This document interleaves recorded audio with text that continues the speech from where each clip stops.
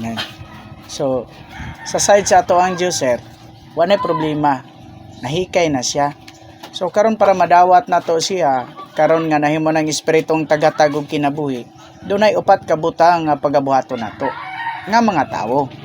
Una, iliso ang imong kasing-kasing sa Dios paghinulsol. So di ba kung maminaw kas kadaganan moingon sila nga kanang paghinulsol mo nang pagbasol, pagbangutan. Pero ang paghinulsol sir, dili ni siya pagbasol. Dili sab ni ang pag-usab og batasan. Ang paghinulsol sir, mauni ang pag-usab sa una-una. Siguro gahimo man ka sa maayo og daotan, pero kung ang imong kasing-kasing ba nagtalikod sa Dios, nagtalikod gyud ka sa Dios. Unang ang paghinulsol nato, mao man nga iliso nato, ibalik nato paatubang ang ato ang kasing-kasing nga nagtalikod og nahilayo sa Dios. Mateo 4:17 nag-ingon, pag hinulsol mo, kay duol na ang gingharian sa mga langit. So ngano pa kaya nga wa pa mo balik ang Ginoo? Ngano pa kaya nga wa pa ma-establish niya ang iyang gingharian? Kay buot siya sa mga tao, giyatagan pa niya og panahon kay gayunan para makahinulsol ang mga tao. Ikaduha nga pagabuhaton sa tao, mao ang mutuo ug mudawat. Ang pagtuo, dili ni siya pagtando-tando lang, pag-uyon o pagdaig ba.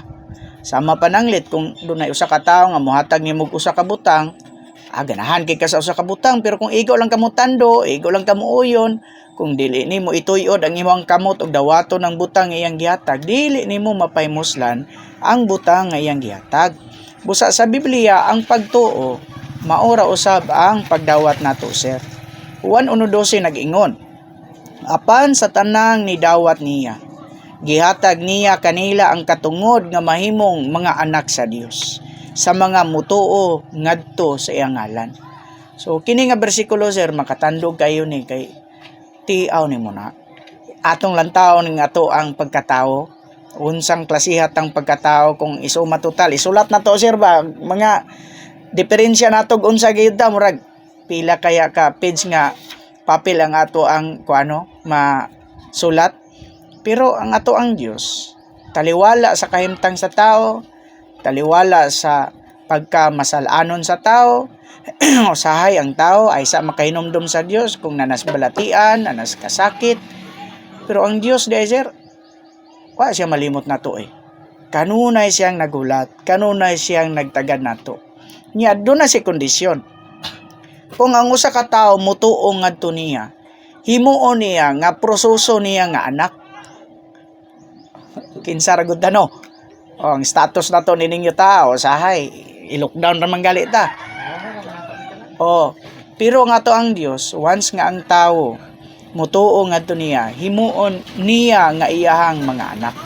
So unta tandog ta ning bersikulo ba, bitaw Ginoo no? Lord, himuon ko nimo nga imong anak nga unsa ra gud ko, ang tagad ka nako nga uyamot ra ko. Pero mao may nasulat. Men, maramang gyud tay dangatanan gyud kung mutuo ta ngadto niya. Ikatulo sir, musugid og mutawag. So dayag nga butang ang pagkakristohanon, dili ni siya pwede matago. So buot sa Dios nga mutuo ang imong kasing-kasing ug mo ila, musugid ang imong baba. Ang Roma 19 sir nag-ingon, kun mo ila ka sa imong baba nga si Jesus Ginoo, ug mutuo sa imong kasing-kasing nga gibanhaw na siya sa Dios gikan sa mga minatay, maluwas ka. So una, do nagipagtuo ang ato ang kasing-kasing. Di pud mi mo tuo nga way pagtuo ang imong kasing-kasing kay uga kay pagtuo sir, ano sa minimo padayon nun. Naagyo tayo pagtuo minus kung kulang. Pero mao gali daghang mga panahon nga nagkulang man gyud ta, pero pasalamat tas Ginoo kay gihatagan tag ingon ana nga kasing-kasing sir. Kanang bisag daghan tag mga kapakyasan, daghan tag mga kasalanan, pero sayad biagid ka Ginoo nga nituo ko nimo na ako'y kasing-kasing para sa imo. So ang kanindot lang ani kay ang Roma 10:13, ni bisan kinsa nga mutawag sa ngalan sa Ginoo mamaluwas. Walay lain nga kondisyon sir, bisan pag unsa pa ta. Ni bisan kinsa nga mutawag sa ngalan sa Ginoo, wala nag-ingon dito nga magbinutan sa ka, buhata sa ani, buhata sa ato. Ingon siya, bisan kinsa. Nagpasabot, bisag unsa status sa tao, bisan pag unsa tang matanga sa tao, kung matawag lang ta si ngalan, mamaluwas ta. Di lang sa linaw nga kalayo, daghang mga panahon sir, mga kalisdanan, kakulian, mga problema, mga sirkumstansya o maluwas taan ng mga butanga kung kanunay tang magsangpit niya, magatawag sa ngalan. So karon sir, hangyoon kanamo nga manawag ta sa ngalan sa Ginoo. Ingon siya nga, sayon raman ang pagtawag sa ngalan sa Ginoo kay ingon anion lang sir, o Ginoong Hesus. Nang manawag ta niini ngalan na nang sumala gayod sa kaputli o gikan gyud sa ato ang kasing-kasing. Sa makatulo lang magdungan tang upat sir. Men. 1 2 3 say. Oh, Ginoong Hesus. Oh, Ginoong Hesus. Oh, Ginoong Hesus. Amen. So salamat sa imong pagtawag uban namo. So wa mi kabalog unsaon ka pagdalas Ginoo, unsaon ka pagiyas Ginoo. Basta nga amo nagmatinumanon lang gyud mi aning pagsangyaw sa ebanghelyo.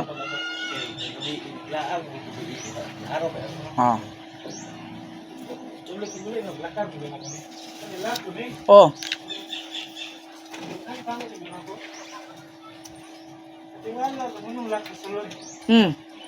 Karon ako ilat. Siyempre kung ako ilat. Luwas, gilat lang sunod at sabi pa nga lang. Ito yung ano isip ko. Wait lang, sibilis sa ginao yun. Dili ko naon yung balansiyon mo sa kuan. Kitang natog. Wag ka na yun. Paano malap? Baan kung basig na tao ba? Mura may posible sa kuha lang. Posible. Na tao sulod. Wala may tao. Baan may mga sulod ko.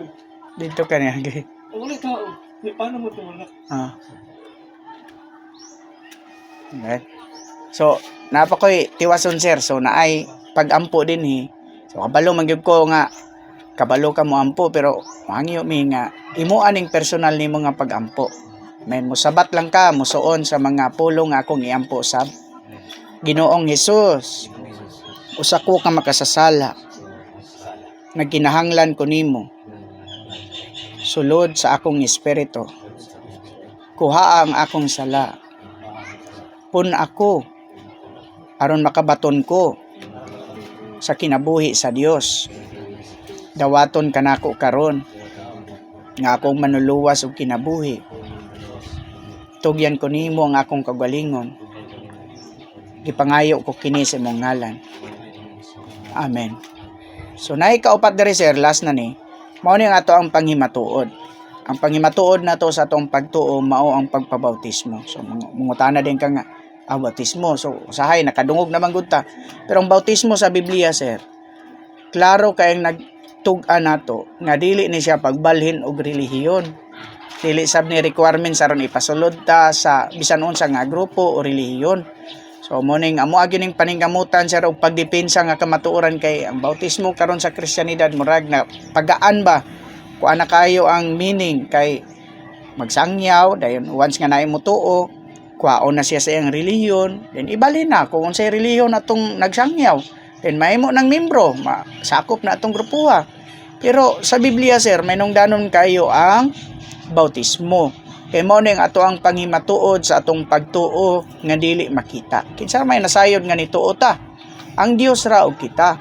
Pero pinaagi sa panghimatuod nga mao ang pagpabautismo kana pagpasundayag nato sa mga tawo bisan pa ni Satanas nga kita nituo na sa ato ang Dios. Gusto natang mahimong Kristohanon. Ang bautismo panghimatuod atubangan sa mga tawo. Bautismo angyod ang tanang magtutuo aron maluwas. Dili lang atubangan sa Dios kundi atubangan sab sa mga tao. Muna ang Marcos 16:16 nag-ingon, maluwas ang mutuo og magpabautismo, apan hukman ang dili mutuo. So unsa sir ang bautismo?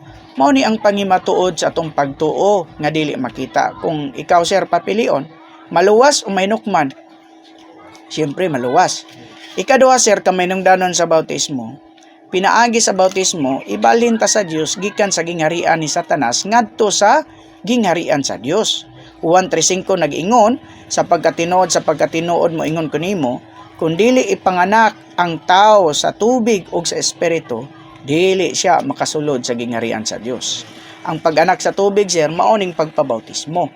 Ang pag-anak sa espiritu moning atong pagtuo. Busa mo nang pagtuo, sir, o pagpabautismo, mura nagduha ka kamot nato, mura nagduha ka tiil nato, mura nagduha ka mata nato, nang duha ka side na siya, sir.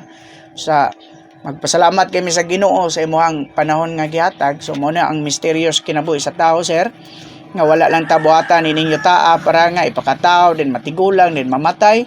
Ang tuyo nganong naata, ang tuyo po, sir, opportunity na nakadungog ka niini para makalimadmad ba, makarealize ta nga naapay laing purpose nganong naata nininyo taa kay buot sa Dios nga dawaton nato siya para mahimo nato siyang sulod og katagbawan. Kay bisag ingon ani lang kasimple ang atong kinabuhi, kung madawat nato ang kinabuhi sa Dios, mahimo man nato siyang sulod og katagbawan. So aron mahimo nato siyang sulod og katagbawan, iagi siya mga kahikayan dahil sa side niya human na. So karon ang tao do na pud siya pagabuhaton. So motong una, iliso ang imong kasing-kasing sa Dios paginulsol. Ikaduha, muto og mudawat. Ikatulo, musugid og mutawag. Then ang ikaapat, mao ang pagpabautismo nga mao ang pangimatuod. So muna siya ang misteryo sa kinabuhi sa tao, sir. Upuli nga makatabang hinimo kaayo, upuli usab nga maka-realize ka, maka-alimadmad ka nga mintras nga buhi pa ta, mas maayo nga i-secure nato ni ang kining mata nga sa kaluwasan nga gihatag sa Dios nga ni kanato nga libre.